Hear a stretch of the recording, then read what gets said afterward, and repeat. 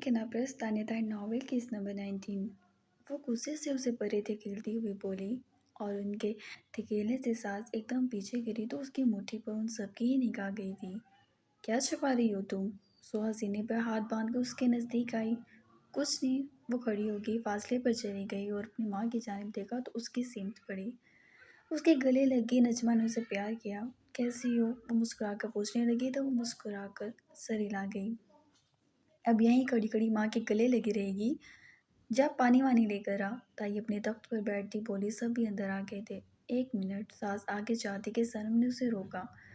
तुम्हारा ये लिबास तो काफ़ी महंगा और अच्छा लग रहा है। सास बहुत प्यारी लग रही हो। किसी की तवज्जो उसके ड्रेस पर नहीं गई थी। सनम ने अलबत्ता दिला दी।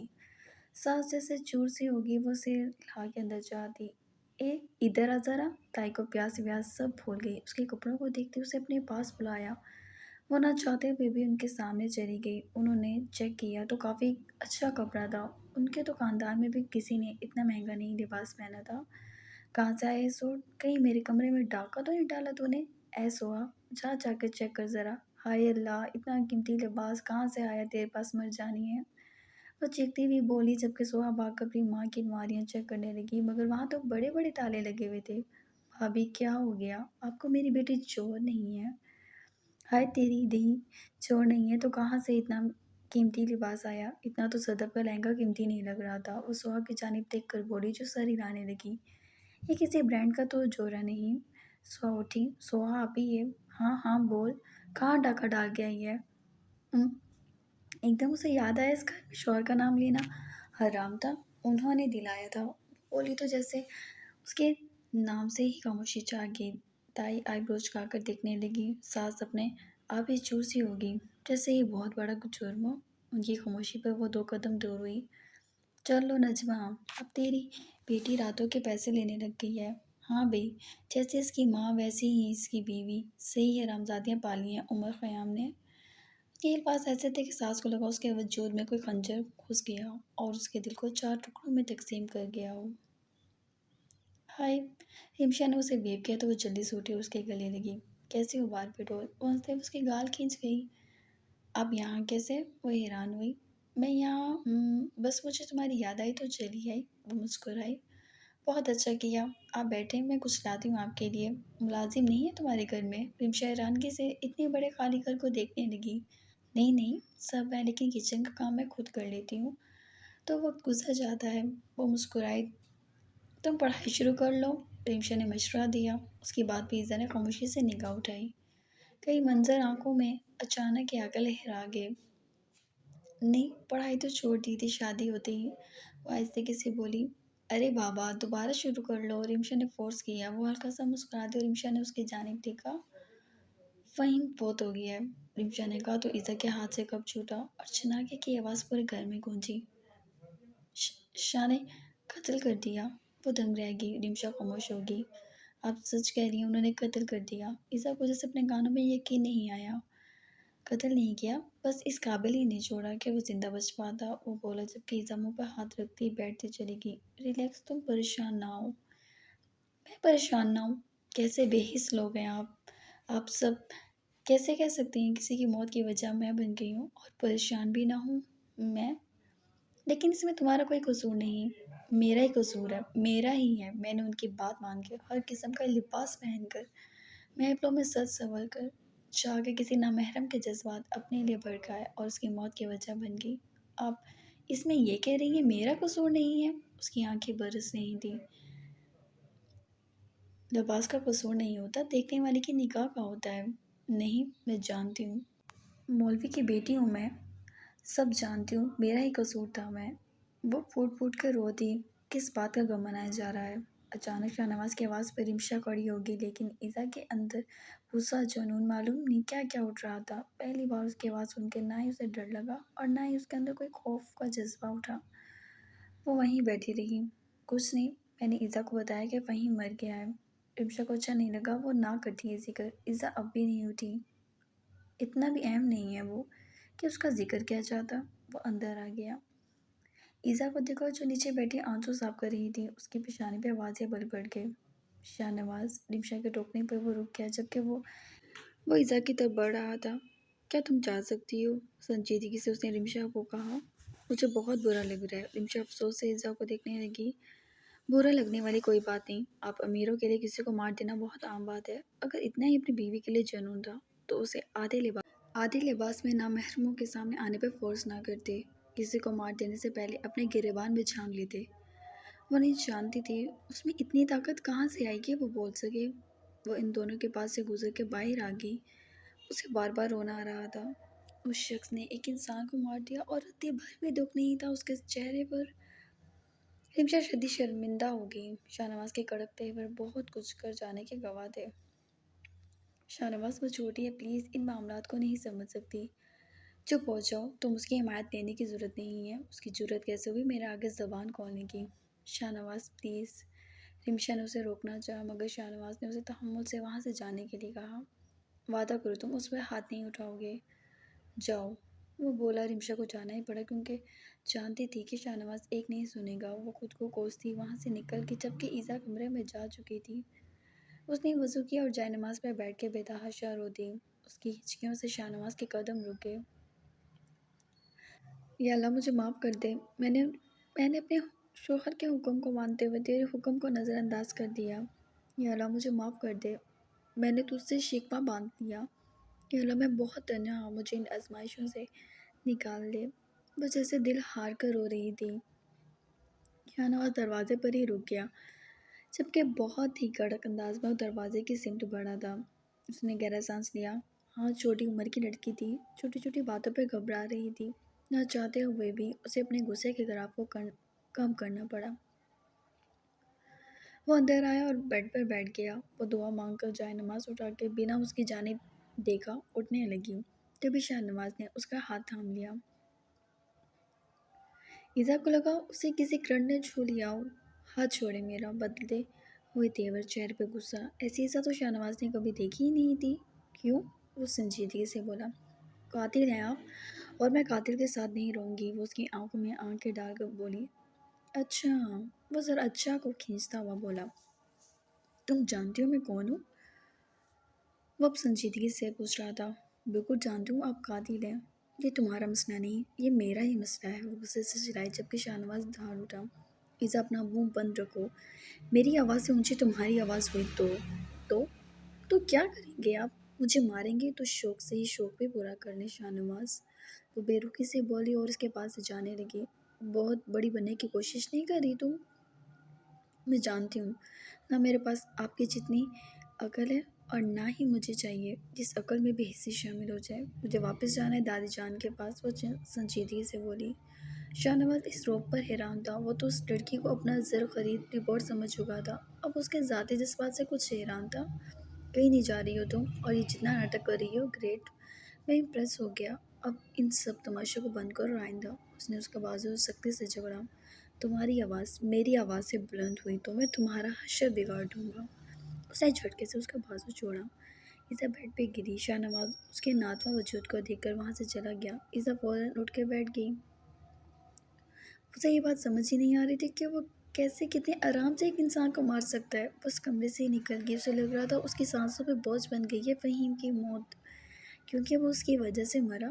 اگر وہ چھپ جاتی، دنیا کے سامنے نہ آتی، دنیا کو اپنا روپ نہ دکھاتی تو کوئی اپنی جان سے نہ گواتا۔ وہ باہر نکل آئی۔ شاہ نواز واش روم سے نکلا تو کمرے میں نہیں تھی۔ ایسا کبھی ہوا نہیں تھا کہ وہ اس کے ہوتے ہوئے کمرے سے یوں نکل جائے، لیکن ایزا واقعی پٹنا چاہتی تھی۔ وہ یوں ہی باہر نکلا۔ وہ لانچ میں تھی۔ وہ لانچ میں بھی نہیں تھی اور شاہ نواز نے لون میں دیکھا۔ وہ لون میں بیٹھی تھی، ہوا کی دوش پہ بال اڑ رہے تھے، گھٹنوں پر سرکے ہوئے کرن رو رہی تھی۔ وہ کافی غصے سے اس کی جانب بڑھا اور اس کا ہاتھ کھینچ کر کھڑا کیا۔ کیا بکواس ہے یہ؟ ہاں، کس بات کی اکڑ دکھا رہی ہو کون تم؟ ہاں، ہو کون؟ تمہیں کیا لگ رہا ہے شاہ نواز ان باتوں سے امپریس ہوتا ہے؟ کھینچ کھینچ کر 2 تھپڑ لگا کر سارا نشہ نکال دوں گا تمہیں۔ میرے ہوتے ہوئے کس نے اجازت دی ہے کہ تم میرے کمرے سے نکلو؟ وہ گرایا۔ ایزا نے اس کی آنکھوں میں ابلتے شعلے دیکھے مگر مجال ہو اس کے سینے میں اس کے لیے خوف نام کی کوئی چیز ہو۔ میری مرضی بھی ہے اور میں اپنی مرضی سے ہی رہوں گی۔ اگر اتنی ہی آپ کے اندر میری ضرورت کی تمنا ہے تو کسی اور عورت کو لیں، مجھے بالکل کوئی تکلیف نہیں ہوگی۔ وہ اپنا ہاتھ کھینچ کر اس کے ہاتھ سے نکال گئی۔ شاہ نواز کا ہاتھ ہوا میں بلند ہوا لیکن اس کے چہرے پر نہیں پڑا۔ وہ یوں ہی کھڑی رہی۔ اندر چلو، میرا دماغ خراب نہ کرو، اسی چوتے بولا۔ نہیں جاؤں گی، دنیا ادھر سے ادھر ہو جائے۔ وہ ضد باندھ چکی تھی۔ وہ کچھ دیر کھڑا رہا، اس کی صورت دیکھتا رہا اور پھر ایک گہرا سانس آزاد کیا۔ اچھا، تو ایسا ہے؟ آواز آہستہ تھی، غمگین تھی۔ ایزا نے تو قدم ڈول لیے۔ تم مجھے خود کو چھونے نہیں دو گی؟ اس کے چہرے پر انگلی سے ایک سطر کھینچنے لگا۔ ایزا نے خوف سے اس کا ہاتھ جھٹک دیا۔ شاہ نواز کی تیز نظروں نے اسے گزرا مگر اس پر کوئی اثر نہیں ہوا۔ چلو ٹھیک ہے، ایسے تو ایسے صحیح، اب زیادہ مزہ آئے گا، وہ بولا اور جھکا۔ ایزا کو ایک جھٹکے سے شانے پر لیا۔ شاہ نواز چھوڑے مجھے۔ وہ اپنے نازک ہاتھوں کے بکے اس کی کمر پر برسا گئی۔ مجھے چھوڑیں، آپ قاتل ہیں، مجھے آپ کے ساتھ رہنا ہی نہیں، وہ بولی۔ جبکہ شاہ نواز اسے اچک کر کمرے میں لے گیا، اسے بیڈ پہ پٹک دیا۔ ایزا ایک جست میں اٹھی اور دوسری طرف ادھر گئی۔ شاہ نواز نے دروازہ لاک کیا، اپنی شرٹ اتار کے ایک طرف پھینکی۔ میں تمہارا بہت شکر کروں گا، تمہارے اندر جتنی اکڑ جنم لے رہی ہے سب یہیں مر جائے گی۔ وہ غصے سے اس کی سمت بڑھا، لیکن ایزا نے سائڈ ٹیبل پر رکھے فروٹس میں سے جلدی سے چوری اٹھا کے اپنی گردن پہ رکھ لی۔ میں خود کو مار لوں گی۔ سرخ نظریں ضد سے بھرپور تھیں۔ شاہ نواز کے قدم رکے۔ ایزا یہ بہت تیز ہے، وہ بولا۔ تو کیا فرق پڑتا ہے؟ آپ کے دیے ہوئے زخم، آپ کے دانتوں کے نشان، آپ کے ہاتھوں کی سختی، پچھلے 7 ماہ سے بیوی نہیں طوائف بنی ہوئی ہوں۔ وہ چلائی۔ شاہ نواز تنگ رہ گیا۔ جیسے صرف شاہ نواز روندتے ہیں اپنے بستر پہ، اس کے وجود کو مسل کر رکھ دیتا ہے، اس کے علاوہ کچھ نہیں۔ تو اس چھری کی تیز دھار مجھ پر پھیرے، مجھے کوئی فرق نہیں پڑتا، سمجھے آپ؟ اس کی آنکھوں میں دیکھتی غصے سے چلاتی وہاں سے باہر نکل گئی، جبکہ شاہ نواز ان لفظوں پر ہی رک گیا۔ اگلے 2 دن ایزا شاہ نواز کو کہیں نہیں دکھائی دی، اور معلوم نہیں اس کا وجود نشے کی طرح تھا۔ وہ اس کو چھونے کے لیے بےتاب ہی رہا تھا، اس کے ان لفظوں کے وزن کا اندازہ اسے کرانا چاہتا تھا، مگر مجال ہو اتنے بڑے گھر میں یہ چوہیا بلی کا کھیل ختم ہو رہا ہو۔ وہ 2 دن سے نہیں دکھی تھی۔ شاہ نواز کے دوستوں نے آنا تھا، ان کی بیویوں نے بھی، اور ایزا محترمہ غائب تھی۔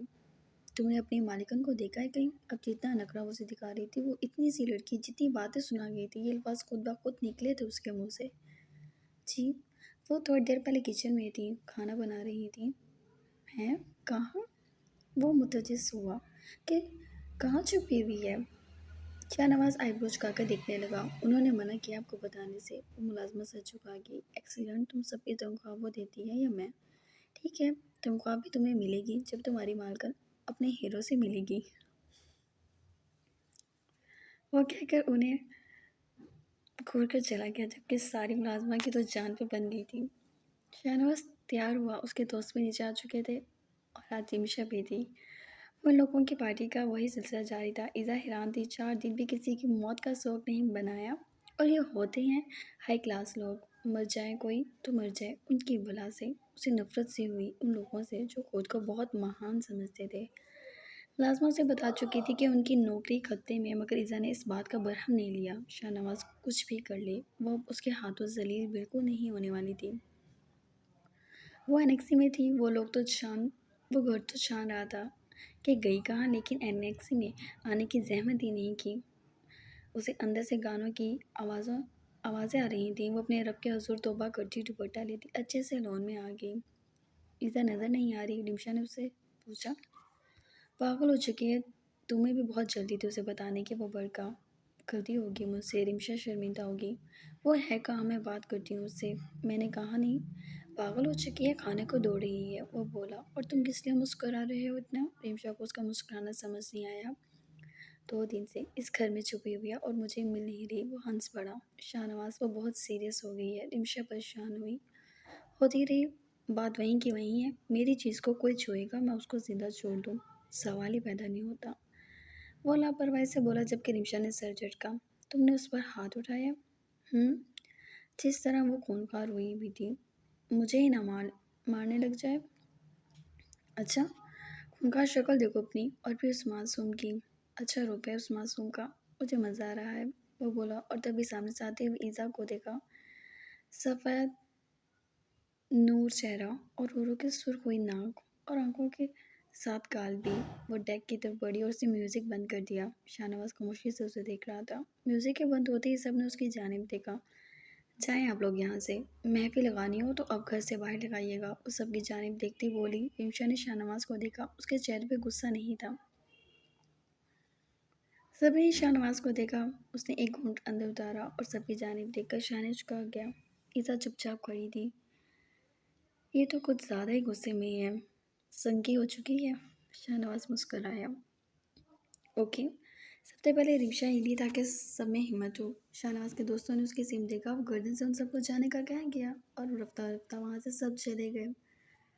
جبکہ ایزا نے ایک نگاہ اسے دیکھا اور کچن کی سمت بڑھ گئی۔ شاہ نواز اس کے پیچھے گیا۔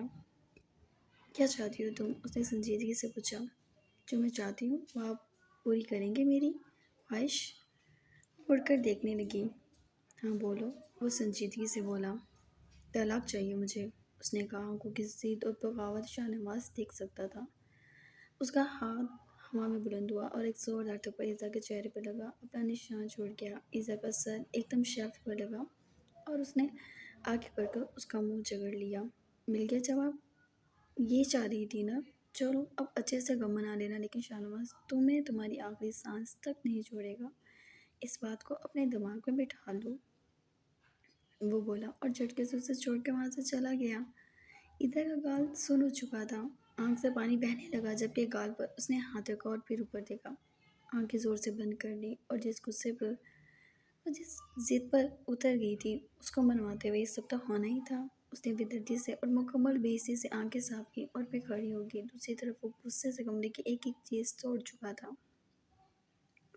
وہ جو اس کے آگے نگاہ نہیں اٹھا سکتی تھی، وہ کھڑی ہوئی اسے طلاق مانگ رہی تھی۔ یہ ضلالت کا تھپڑ لگتا تھا اسے ہمیشہ۔ کیا مرد میں وہ خاصیت ہی نہیں کہ عورت اس کے ساتھ رہنا نہ چاہے؟ بے عزتی کا احساس دلاتی تھی یہ بات، اور آج ایزا کے الفاظ اسے بے عزت کر گئے۔ اسے یقین تھا اب دماغ ٹھکانے آ جائے گا اس کا۔ اگلی صبح وہ کمرے میں آئی، شاہ نواز تیار ہو رہا تھا۔ ایزا کو دیکھ کے برش رکا، اس کے گال پہ انگلیوں کے نشان تھے۔ آج تک ایزا پر ہاتھ نہیں اٹھایا تھا اس نے۔ دوسری طرف اس نے اتنے مہینوں میں ضد بھی تو نہیں باندھی تھی۔ پھر یہ الفاظ وہ پاگل سا ہو گیا۔ وہ موڑا۔ مجھے اپنے ابو کے گھر جانا ہے، کچھ دیر تک آ جاؤں گی۔ کون ابو؟ شاہ نواز چونکا۔ اسے تو لگا ایزا کے آگے پیچھے ہی کوئی نہیں۔ میں پیدا بھی ہوئی تھی، برسات میں نہیں اگی تھی۔ وہ ایک دم اپنی ہنسی ضبط کر گیا، چہرے پر سنجیدگی طاری کر لی۔ کیوں کری ہو یہ سب؟ وہ خود ہی سوال کر گیا۔ میں نے کچھ نہیں کیا، صرف یہ کہا ہے مجھے اپنے ابو کے پاس جانا ہے۔ ساتھ وہاں سے تمہارا باپ کہاں تھا؟ جہاں بھی تھا، مجھے اب جانا ہے۔ ایزا شاہ، اتنی ضد اچھی نہیں۔ یہ بات آپ مجھے کہہ رہے ہیں؟ تم چاہتی کیا ہو؟ اس کے نشان پر ہاتھ رکھ گیا۔ آپ اپنے آپ کو پولیس میں اریسٹ کرائیں اور سزا بھگتیں اس جرم کی جو آپ نے کیا ہے، وہ بولی، جبکہ شاہ نواز کا قہقہ ابھرا اور وہ ہنستے ہنستے بیڈ پہ بیٹھ گیا۔ یعنی تم فہیم کی موت پر اب تک اڑی ہوئی ہو؟ ایزا کو اس کے قہقے کا شدت سے دکھ ہوا۔ اچھا تو پھر سنو، میں تو نہیں مانوں گا اسے غلط، اب تمہارا جو دل کرتا ہے وہ کرو۔ وہ شاہ نے جھکا گیا۔ لیکن یاد رکھنا، سامنے شاہ نواز کھڑا ہے جو لوگوں کی عقل کو توڑ دیتا ہے۔ اس کا گال تھپ تھپا کر وہ باہر نکلنے لگا۔ ڈرائیور باہر کھڑا ہے، میں کہہ دوں گا چلی جانا۔ وہ باہر نکل گیا۔ ایزا نے اپنی آنکھوں میں چھپی نمی صاف کی اور اپنے کپڑے چینج کرنے چلی گئی۔